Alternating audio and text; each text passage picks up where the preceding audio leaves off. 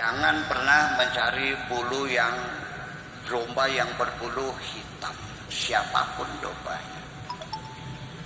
Dan pasti saya yakin tidak ada seorang pun di sini yang mau disalahkan, betul nggak? Ada yang mau disalahkan? Jelas, menyalahkan orang itu tidak menyelesaikan masalah, maka membuat masalah. Nanti kita bertengkar satu dengan yang lain. Itu orang yang menyalahkan orang lain itu berarti dia itu tidak mengaku bersalah. Apabila orang itu tidak mengaku bersalah, itu pertanda orang itu tidak mau memperbaiki diri. Kalau orang tidak mau memperbaiki diri, itu pertanda orang gak bakal maju. Betul. Itu adalah logika kita bersemacam itu.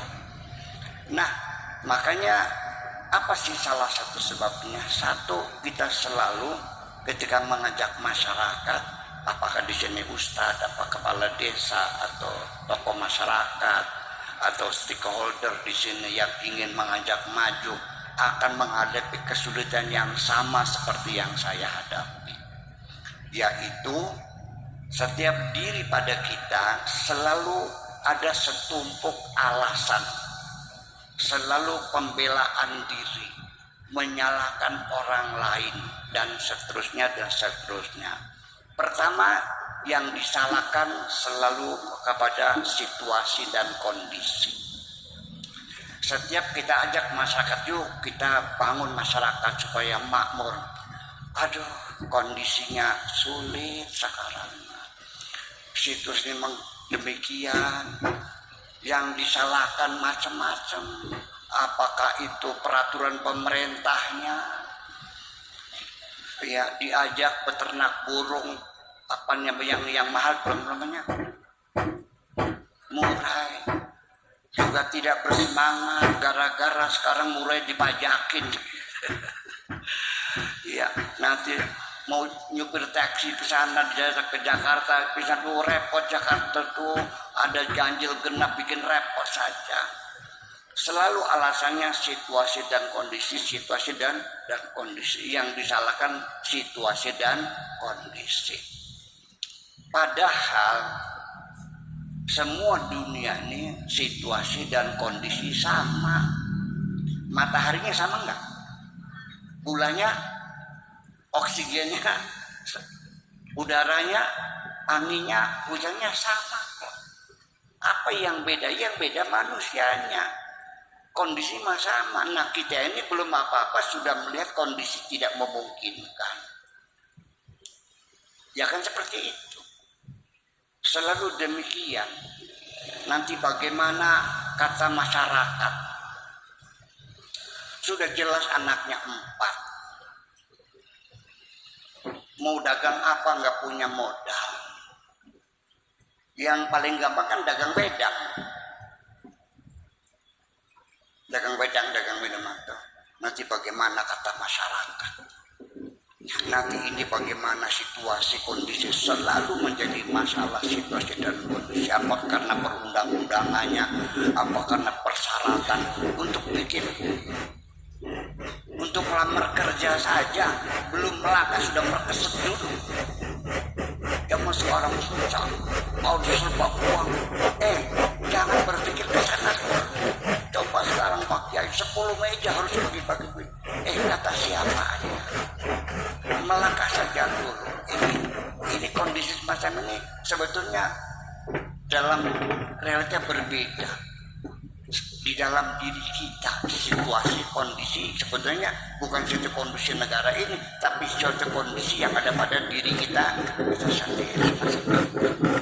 Itu pertama. Yang kedua, kita itu sudah terjangkit penyakit pesimistis. Ya, rasa optimis, harapan itu seperti hilang. Kenapa jadi tidak ada harapan?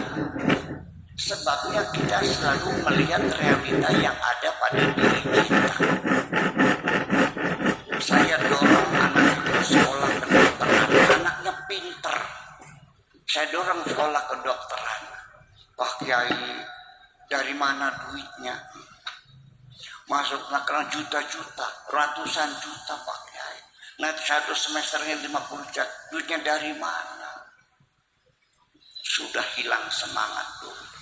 Tapi kenapa tetangga saya anak tukang beca bisa jadi dokter? Baru terakhir saya kawinkan.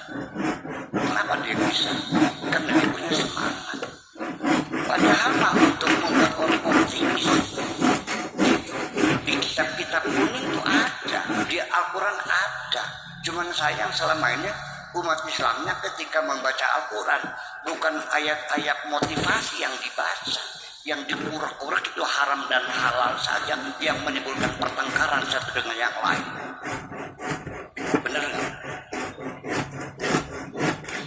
Kan dibilang kita bisa berkata, barang siapa keluar dari rumah, man kharaja min baitin multamisan li ilmin futihat lahu abwabul jannah. Apabila ada orang keluar dari rumah dalam rangka menuntut ilmu, maka pintu surga dibuka bagi dia. Paham enggak? Orang kalau bercita-cita ingin mencari ilmu, itu pintu surga dibuka oleh Allah. Artinya akan diberikan kemudahan, bukan surga-surga itu, diberikan kemudahan. Saya setiap hari orang datang minta tolong bermacam-macam, dari mulai minta tolong suaminya nggak pulang-pulang ada yang minta tolong suaminya lagi punya selingkuhan yang baru lagi ada, ya kan? Ada orang yang sakit nggak punya obat setiap hari. Saya ketika ada orang sakit nggak punya obat, saya terharu. Saya terpaksa sekalipun tidak ada, saya adakan. Sekalipun pinjam gak ada masalah. Tetapi ketika ada seorang anak pengen sekolah gak ada biaya, saya sampai menangis. Percaya atau tidak? Saya juga belajar ke luar negeri memangnya pakai modal enggak kok. Saya pergi ke Irak 71 itu hanya bawa uang $100, berapa banyaknya sih? Dan tiket juga bukan return tiket, one way. Artinya tiket berangkat saja, pulangnya nggak ada. Datang sana dadak minta beasiswa, nungguin menteri di kantornya minta beasiswa. Ya. Dan ternyata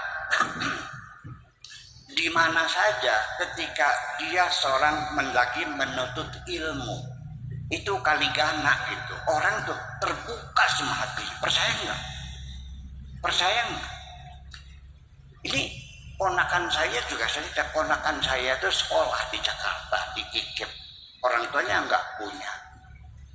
Pulang sekolah sore ngotel becak. Nah, pada suatu malam dia ngotel becak, yang naik dosennya. Dosen lihat, loh, kamu mahasiswa saya. Iya, kamu nggak becak? Iya, kenapa? Nggak ada biaya. Terus apa terjadi? Besoknya dipanggil, kasih beasiswa. Ya, ini kita jangan pernah mendahului kehendak Tuhan. Itu hadis tadi itu artinya jangan pernah kamu menyalahkan, jangan sampai ada rasa pesimis, selalu optimis. Tidak ada di dunia ini yang tidak mungkin, semuanya mungkin, tidak ada yang mustahil. Menanamkan percaya diri semacam ini susah. Dalam mencapai cita-cita di dunia dia pesimis, tetapi ketika urusan surga dia terlalu yakin masuk surga. Aneh enggak? Karena saking yakinnya masuk surga, sehari-hari mengkafir-kafirkan orang aja. Yang kafir, yang bid'ah, yang musyrik, apalagi yang zindik, yang sesat, macam-macam. Itu kan dari keyakinannya dia masuk surga. Kalau orang yakin nggak mungkin. Saya nggak yakin masuk surga. Ya doain aja, mudah-mudahan bisa. Doain nggak Bu? Iya, tapi saya nggak yakin. Artinya wajah seperti ini pantas nggak masuk surga? Pak Edi, pantas nggak?